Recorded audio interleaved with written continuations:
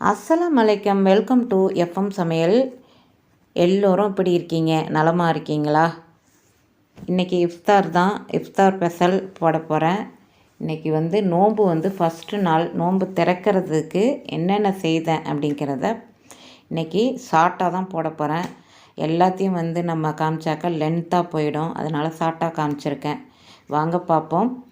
இப்போ ஜப்ஜாவும் பாதாம் பிசனும் நான் ஊற வச்சுருக்கேன். காலையில் நைட்லாம் தொழுதுட்டு ஓதிட்டு நம்ம சஹர் செய்துட்டு நோன்பு வைத்துட்டு அதெல்லாம் ஒரு 10:30 மணிக்கு தான் எழுந்திரிச்சேன் தூங்கி.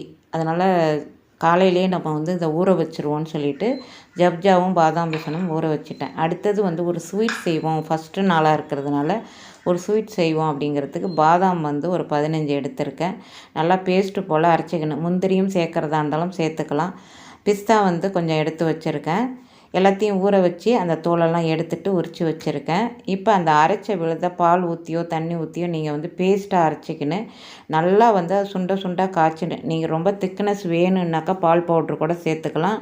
நான் வேணான்னு சொல்லிவிட்டு பால் மட்டும் திக்னஸாக கரைச்சிக்கிட்டேன். மில்க் மேட்டு ஒரு குழிக்கரண்டியில் ஒரு குழிக்கரண்டி அளவுக்கு நான் போட்டுக்கிட்டேன். போட்டுட்டு அடுத்தது பாலை இதை நல்லா திக்னஸாக கரைச்சிக்கணும். ஏலக்காய் தூள், ஜீனி குழிக்கரண்டியால் 2 குழிக்கரண்டி அளவுக்கு போட்டிருக்கேன். கொஞ்சமாக அந்த பிஸ்தாவை இதோட போடுங்க. நல்லா வெந்து அது நம்ம சாப்பிடும் போது சூப்பராக இருக்கும். நல்லா அருமையாக இருக்கும். இப்போ சீனியும் போட்டாச்சு. அது நல்லா திக்னஸாக காய்ச்சிருவோம்.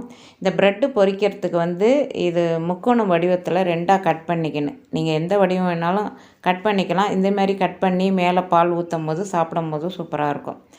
இப்போ வெங்காயம் முட்டை பகோடா செய்கிறதுக்கு முட்டை அவிச்சு 2ஆக கட் பண்ணி எடுத்து வச்சுக்கிட்டேன். அடுத்தது ரெடிமேடு பஜ்ஜி மாவு தான் எடுத்திருக்கேன். சக்தி மாவு பஜ்ஜி மாவு. கடல மாவு எடுக்கிறதா இருந்தால் மிளகாய்த்தூள், மஞ்சத்தூள், பெருங்காயத்தூள் இதெல்லாம் போடணும்.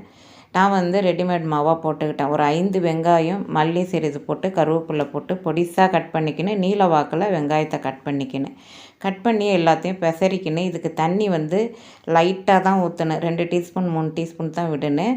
இந்த வெங்காயத்துலேயே முட்டையை உள்ளே வச்சு அதை எண்ணெயில் பொரித்து எடுக்கணும். இப்போ ப்ரெட்டை பொரித்து எடுத்துட்டேன் ஆயில் ஊற்றி.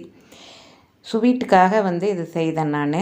இப்போ அந்த பொரித்த ப்ரெட்டை ஒரு தட்டில் வச்சு அந்த பாலை மேலே வைத்து மேலே ஊற்றிட்டு பிஸ்தாவை மேலே போட்டு நம்ம ஃப்ரிட்ஜில் எடுத்து வச்சிடணும். இது ஃப்ரிட்ஜில் வைக்கிறதுக்காக இதை எடுத்து வச்சுக்கிட்டேன். என் மகன் வந்திருக்காங்க ஃபஸ்ட்டு நோன்புக்கு. அதனால் அவனுக்காக ஜில்லுன்னு சாப்பிடுவான், அவன் ஆசைப்படுவான்னு சொல்லிவிட்டு இது மட்டும் கொஞ்சமாக அவனுக்கு ஊற்றி இதை எடுத்து வச்சுக்கிட்டேன். அடுத்தது எங்களுக்கு ஃப்ரிட்ஜிலலாம் வைக்கல. அதை தனியாக ஒரு ஹாட் பாக்ஸில் மற்ற ப்ரெட்டெல்லாம் போட்டு பாக்கி பாலை இதில் ஊற்றி மேலே பாதாம் அந்த பிஸ்தாலாம் இருக்குது இல்லையா, மேலே தூவி இது எடுத்து வைக்க வேண்டியதான். இது ஃப்ரிட்ஜில் வைக்கல, சாதாரணமாகவே சாப்பிட்டோம். அடுத்தது ரோஸ் மில்க்கு, பாதாம் பிசினு, ஜப்ஜா தேவையான அளவு நம்ம போட்டுக்கிட்டால் அடுத்த நாளும் இது யூஸ் பண்ணிக்கலாம். அதனால் கொஞ்சம் அதிகமாகவே நம்ம ஊற வச்சுக்கிட்டால் ஒரு 3 நாள் 2 நாளைக்கு வச்சுக்கலாம். ரொம்ப அதிகமாகவும் ஊற வைக்க வேணாம், ரொம்ப ஸ்டோரேஜையும் நம்ம பண்ணி வைக்க வேணாம் ஃப்ரிட்ஜில். ரோஸ் மில்க் ஒரு 1.25 குழிக்கரண்டியால் 1.25 குழிக்கரண்டி அளவுக்கு ஊற்றிருக்கேன். தேவையான அளவு நம்ம போட்டுக்கணும். இந்த முட்டை போண்டா பொரித்து எடுத்தாச்சு. ஷார்ட்டாக தான் காமிக்கிறேன் எல்லாமே. இதுவும் ஃப்ரிட்ஜிலேருந்து எடுத்து வச்சுட்டோம். எல்லாம் சூப்பராக ரெடி ஆகிட்டே இருக்காங்க.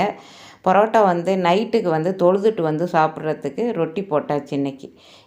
என்னோடய பையன் வந்திருக்கான்னு இன்றைக்கி ஸ்பெஷல். இன்றைக்கி ரொட்டியும் போட்டாச்சு. எல்லாம் இந்த ரொட்டி போடுறதெல்லாம் நான் காமிக்கிறேன். எப்படி ஈஸியாக போடுறது, வளர்த்துறது எப்படி ஈஸி அப்படிங்கலாம் நான் போடணுன்னு தான் நினச்சிட்ருக்கேன். டைம் தான் கிடைக்கல. கண்டிப்பாக போடுறேன் அடுத்தடுத்த வீடியோவில். திருப்பி விட்டு தான் நம்ம பரோட்டாவுக்கு ஆயில் அப்ளை பண்ணணும்.